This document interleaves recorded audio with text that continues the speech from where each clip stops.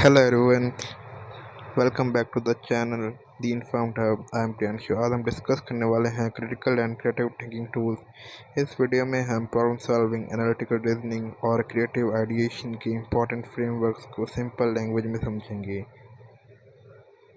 अगर आप IIT MBS के वीक 6 असाइनमेंट की प्रिपरेशन कर रहे हैं तो ये वीडियो आपके लिए काफ़ी यूज़फुल रहेगी। चलिए शुरू करते हैं।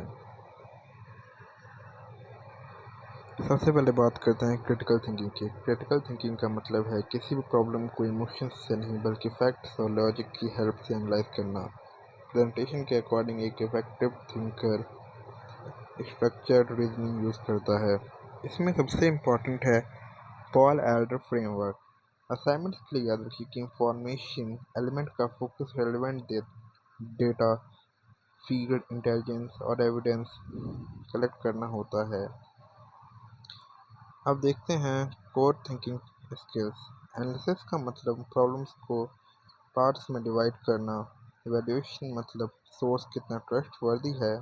इन्फ्रेंस मतलब अवेलेबल एविडेंस से लॉजिकल कंक्लूजन निकालना। और एक्सप्लेनेशन का मतलब है अपनी रीजनिंग को क्लियरली प्रेजेंट करना। यहाँ पर क्वालिफायर भी इम्पोर्टेंट है। क्वालिफायर किसी क्लेम पर कंडीशन लगाता है, जैसे provided regulatory approval is granted. ये स्टेटमेंट एक क्लियर लिमिटेशन डिफाइन करती है। अब देखते हैं असाइनमेंट के इम्पोर्टेंट रीजनिंग क्वेश्चंस। अगर पूछा जाए कि पॉल एल्डर फ्रेमवर्क में रेलेवेंट डाटा किस एलिमेंट में कलेक्ट होता है, आंसर होगा इंफॉर्मेशन।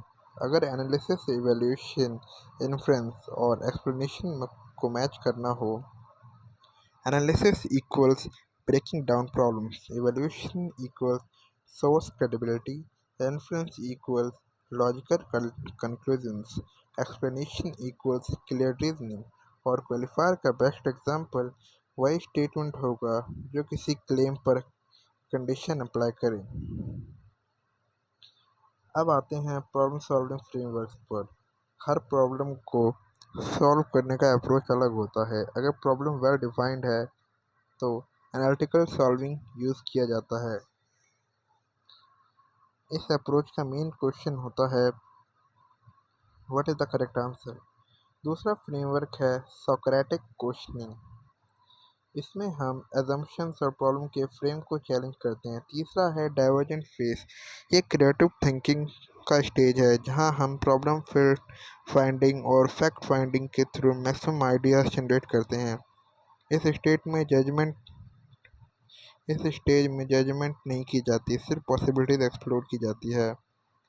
अब इन फ्रेमवर्क्स को असाइनमेंट पर्सपेक्टिव से देखते हैं। अगर क्वेश्चन आए कि कौन सा फ्रेमवर्क प्रॉब्लम के फ्रेम को चैलेंज करता है, आंसर होगा सोक्रेटिक क्वेश्चनिंग। अगर पूछा जाए एनालिटिकल सॉल्विंग किस क्वेश्चन पर फोकस करता है, आंसर है what is the correct answer. और डाइवर्जेंट फेज के इंपॉर्टेंट स्टेजेस हैं प्रॉब्लम फाइंडिंग और फैक्ट फाइंडिंग। ये क्वेश्चन असाइनमेंट में फ्रिक्वेंटली पूछे जा सकते हैं।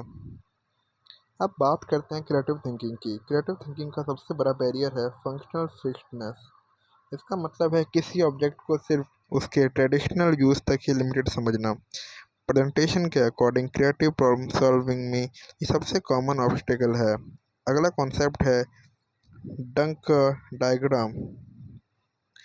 असाइनमेंट का इम्पॉर्टेंट पॉइंट है कि फिजिबिलिटी और कॉस्ट का इवैल्यूएशन लीफ लेवल पर होता है। रूट और ब्रांच सिर्फ डायरेक्शन शो करते हैं। फाइनली आता है literal thinking. Edward de Bono के अकॉर्डिंग पहला स्टेप है suspend judgement briefly.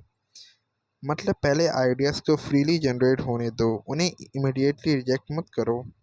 Group ideation के लिए brain writing 6-3-5, nominal group technique और इलेक्ट्रॉनिक ब्रेनस्टॉर्मिंग जैसे मेथड्स यूज़ किए जा सकते हैं।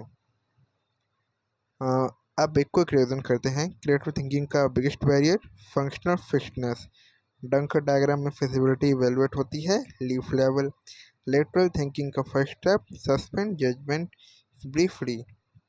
ये तीन पॉइंट्स असाइनमेंट के लिए सबसे इम्पोर्टेंट हैं, इसलिए इन्हें ज़रूर याद रखिए। बस बस दोस्तों, ये था critical and creative thinking tools का कंप्लीट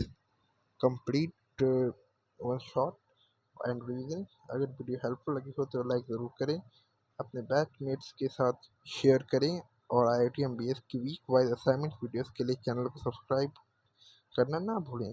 मिलते हैं नेक्स्ट वीडियो में। Thank you.